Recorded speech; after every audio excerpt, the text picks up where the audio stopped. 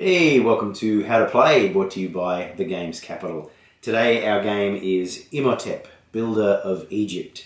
This great little game was nominated for the 2016 Spiel des Jahres, and the idea of the game is each player takes on the role of an architect in ancient Egypt, wanting to design these fabulous monuments. So we're going to be building pyramids, we're going to be building burial chambers, obelisks, temples, with the aim of becoming the most renowned or best builder in ancient Egypt. It's a great little game. We'll get into the gameplay in a moment, but first of all, let's have a look at what's in the box. So first of all, we have these quite impressive wooden cubes that represent the stones that are going to be used to build the various structures, and they're nice, chunky, oversized cubes. They're awesome. So there's a whole heap of those in 4 different player colours. Then there are these central boards which represent the different buildings and areas that we're going to be constructing. So there's 5 of those. Little score board as well. Each player has their own little cart, stone cart, which they're going to use to hold their building blocks. There are a series of boats of varying sizes that are used to transport the blocks to the building sites. A series of cards that are used during the game, as well as another section of cards which determine which boats are going to be used in each round. So they're the components. Pretty simple. Let's have a look at how you play this game. Okay, so to begin with, each player will decide which colour they're going to play, and they'll take their stone cart. Then you need to determine who's going to be the start player. And the start player will take 2 stones of their colour and place them on their cart. And then the next player will take 3 stones. And then the next player 4 stones. And in a 4-player game, the 4th player will take 5 stones and fill up their cart. So once that's done, the game can begin. In this little deck of cards, there are a different set of cards for a number of players. So you'll find the set of 7 cards for the number of players that you're playing with, and of those 7 cards you actually only need 6 of them, because there's 1 card for each round in the game. There are 6 rounds in the game. So you would take those 7 cards, shuffle them up, remove one of those cards, and now you're set up ready to go. Now what these cards do is they tell you which boats are going to be in play in each round. So every round you'll turn over and there'll be a different combination of boats. So the boats range in size from a boat that will hold 1 stone up to boats that hold 4 stones, and there's a combination of those. So you'll determine which boats you're going to use. In this case it will be 2 size 2, 1 size 3 and 1 size 4. Put the other boats aside for the moment. They are the 4 boats that you're going to be using in this particular round. And then you're ready to go. Now, on your turn, you have a choice of 4 actions that you can take. First of all, you can fill up your stone cart with stones from the quarry. If you choose that action, you can take up to 3 stones and add them to your cart, providing there's space. Now, the cart can only hold 5, so depending on how many spaces, you can take up to 3 stones, add them to your cart. That would be your turn. The second option would be to take a stone from your cart and place it onto one of the boats. You can place it onto any empty space on any boat.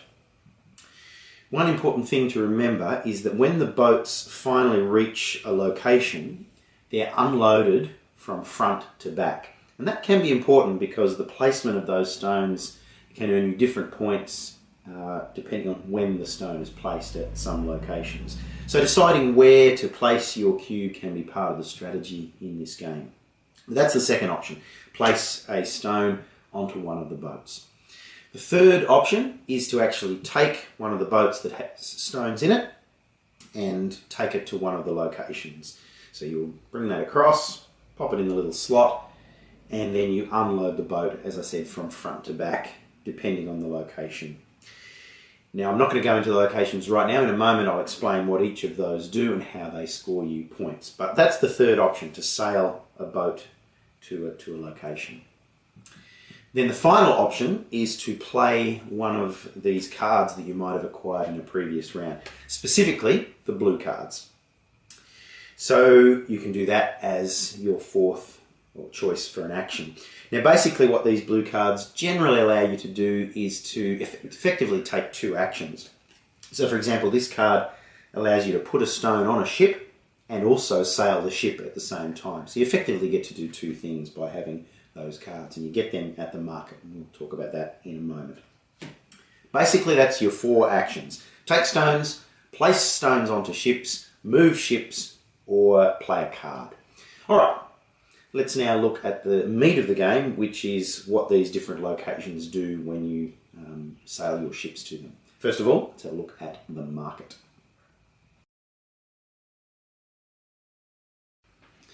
Okay, so at the beginning of each round, the market will be filled up with cards from this deck. So you place those on the four spaces for the cards in the market. Then, when a ship is sailed to the market, whoever has a cube in the ship will get to take one of the cards. The order is determined by the order of the stone, so the first player with the first stone will have first choice, and so on. Now the cards that you get in the market, I mentioned already the blue cards, they are used as an action, so they effectively give you extra things to do on your turn. There's also red cards, which are applied immediately. So this one, for example, says immediately place one stone from the quarry in the pyramid. So you get to take a free stone, put it on the pyramid and earn points for it. So they're an immediate action. The green cards are end of game scoring. So you can collect those and then you'll have some sort of objective to work to earn some bonus points.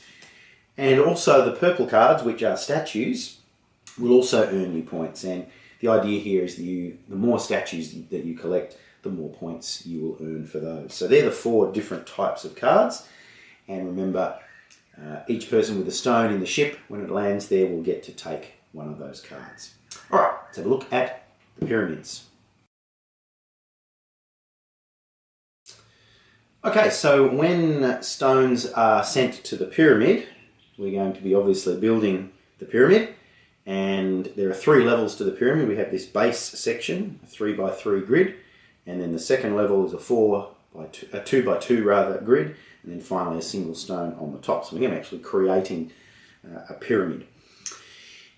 The stones are unloaded in order from front to back on the ship, and to begin with, they are placed in this first column. There's a large arrow showing that this is where the first cube goes, and then the pyramid is filled up in this order. Each stone that's placed in the pyramid will earn points from 1 to 4 points, depending on where it's placed. So the position of your stone in the boat can be important if you want to earn the maximum amount of points. So unloaded points are scored immediately as that pyramid is built. Once the pyramid is completed, if stones end up there in that, when the ships move there, then they just earn one additional point for every stone that's taken to that location. So that's after the pyramid is completed. So that's the pyramid. Those points are scored immediately as the stones are placed. All right, next location is the temple. Let's have a look at that.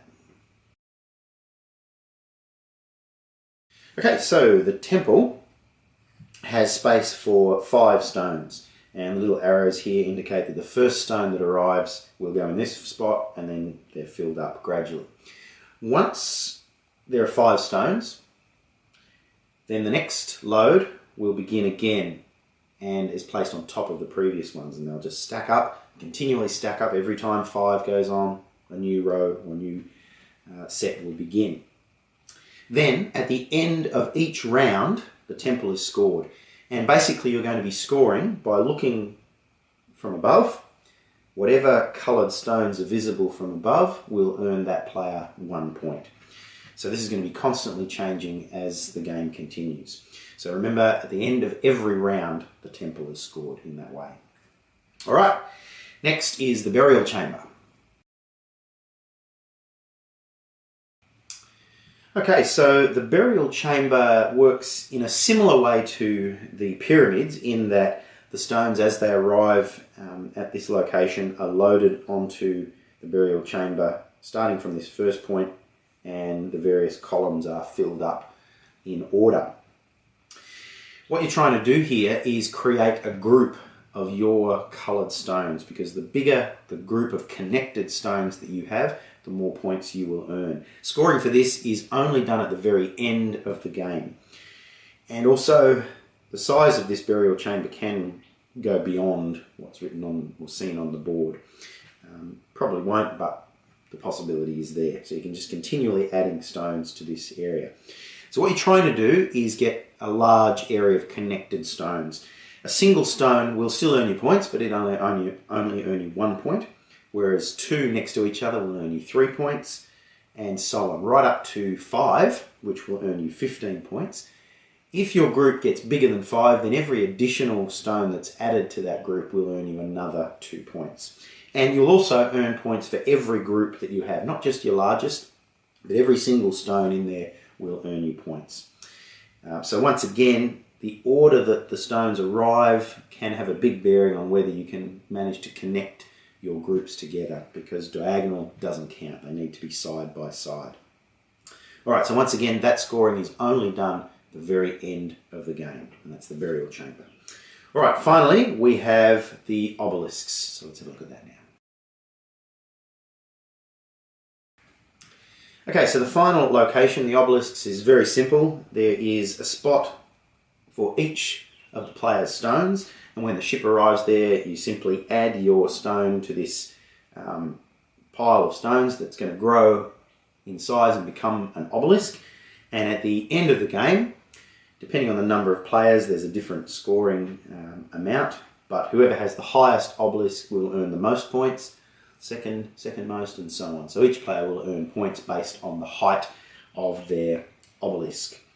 Once again, only at the end of the game is that scoring done. Alright, so there's the 5 different locations.